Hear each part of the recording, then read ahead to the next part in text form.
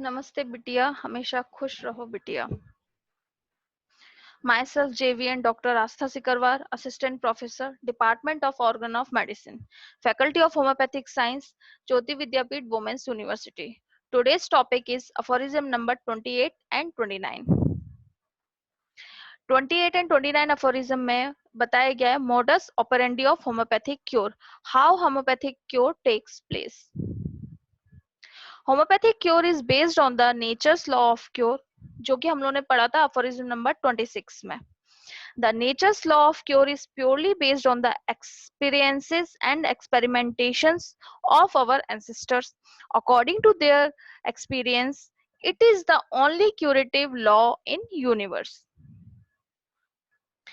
When a medicine is administered on the basis of accurate similarity of symptoms in case of disease, it affects the morbidly deranged dynamic vital force and produces a similar but stronger disease against the existing one due to the primary action of medicine. Medicinal disease is always stronger than natural disease because first, medicines act unconditionally. They act all times, they act under all circumstances, they act on every individual. Second, regulation of dose in our hands, अपन हमारे control में होता है. Third, medicines prevent diseases.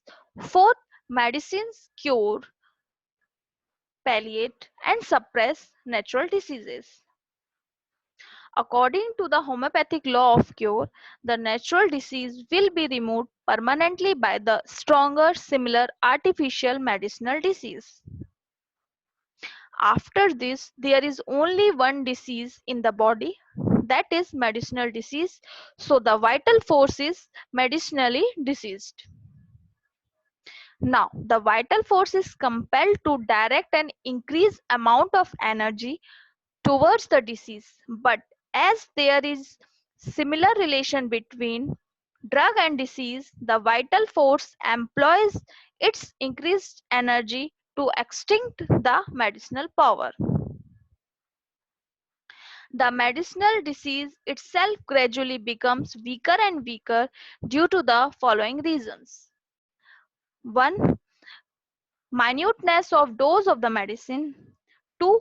Shorter and fixed duration of action of medicinal agent.